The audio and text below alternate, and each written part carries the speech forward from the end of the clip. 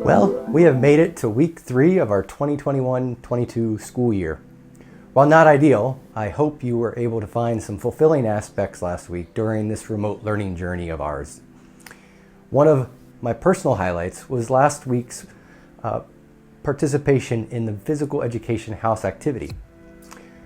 It had been a long time since I had juggled the football, especially a kid's size 4 football, because that's all I had at the moment. But I hope my adapted tricks earned a few points for my house team. Check it out at the link in the corner if you're interested. Last week, we developed enough ideas about our values and actionable course class actions through individual reflection, small group discussions, and crowdsourcing. By Friday, we were able to vote on the top ideas for our classroom norms and expectations. Moving forward this week, I'll be sharing the voting results, and we will begin to work on some individual and collaborative procedures as we begin to delve into our course studies. This week, we will be focusing on some introductory material regarding geospatial concepts, resources, and tools. Throughout the week, you'll have an opportunity to finish up your remote learning spaces assignment, explore how to create content using Google Earth, develop your understanding of the 21st century map literacy skills through individual and collaborative exercises. And fourth, we'll begin working on learning evidence to demonstrate our growth and mastery of the content and skills we will be covering during our first content unit. Before I share this week's timely tech tip, I'd like to provide you a window of some of what I see on my end in real time as we work during our synchronous 90-minute class sessions. When we transition to an individual and/or group work activity that's designated for, I guess you could say, off-screen segments in our lesson, I make sure I have a back-end observational view of what you are working on in real time. In some cases, I can read real-time dashboards when you are working on exercises and activities in Edpuzzle and Nearpod exercises. These data points allow me to assess your progress and evaluate your understanding of the content exercises as you work through the exercise in real time. During group work, I also have access to listen to any of the group virtual rooms at my discretion and appear and disappear when necessary. Additionally, I often rotate through the group and individual work via Google Classroom grading page by cycling through students' work via the tabs up top or just the navigation arrows as you see. I know what you may be thinking now. Oh, no, Mr. Dan is not Big Brother. I have no intentions of intruding on your work or digital learning processes. I really don't even want to interrupt you. As a teacher, it is my responsibility to engage you with learning exercises and work to help you stay on task with these exercises. Many of your selected classroom norms and expectations the past couple weeks certainly recognize students' responsibilities to engage course material, learn, grow, and improve your knowledge and skills through that engagement. Therefore, it is important for me to tell you that I do monitor your real-time participation in a number of different ways, as I've shown, especially given our remote setting.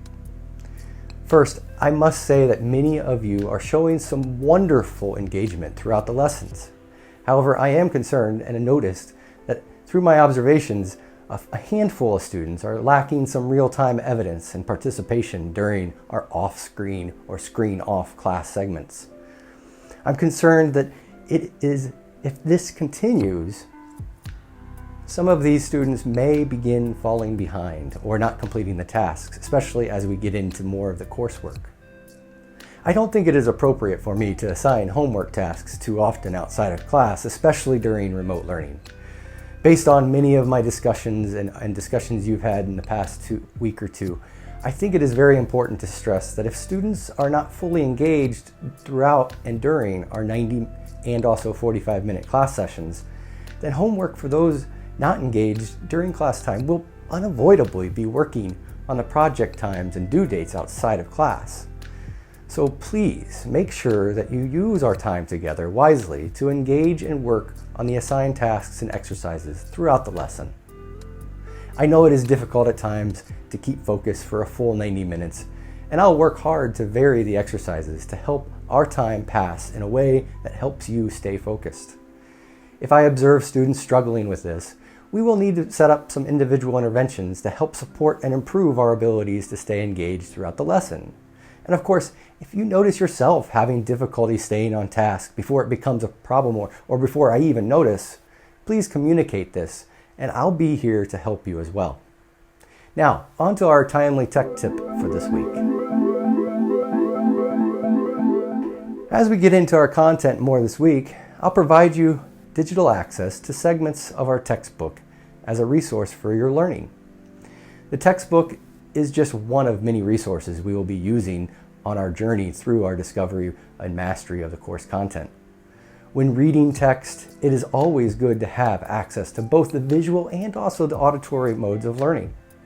Therefore, whether it is a PDF copy of your textbook on the screen or a textual resource found on a web page, I encourage you to either set up your device's operating system to enable screen readers, or find an application or extension that provides an alternative solution. Since we are on many different types of operating systems, but yet we are still on the Google Workspace, I would recommend the use of Google Chrome web browser as your main digital work environment. When you use Google Chrome, you have a number of options to add more functionality to your workflow through the use of Chrome extensions. When working in Google Chrome, you can install screen readers that will use optical character recognition, or as they say in the biz, OCR technology, to read pretty much any web resource in audio format using OCR-based applications. One of the many OCR applications you may want to try is Read Aloud, a text-to-speech voice reader. This Chrome and Firefox extension is easy to install and can be activated quickly. Here's how you can do it. Go to the Chrome Web Store, type Read Aloud, a text-to-speech voice reader into the search field. Click the application that appears. Click Add to Chrome. Pin the extension to the browser's visible extension bar. Open the course PDF's text or web page. Click Read Aloud extension icon and select Play. As you can see, the viewing window presents the text it is viewing and highlights the text as it reads. You can skip through the text based on your selection of the text in that window, based on your preferences, and to easily focus on the most important content of the text. You can also adjust the reader's settings through the cog button menu. As you can see, you can configure the voice playback style, speed, pitch, volume, and highlight behavior. Whether or not you use this particular extension or not, I highly encourage all learners, especially non-native English speakers, to try out and use this type of technology to help you access the audio features to increase your abilities to process textual content that you'll read in class. And in this way, you can not only get the content and read the content, but you'll also be able to listen and understand the content better. Thanks for watching.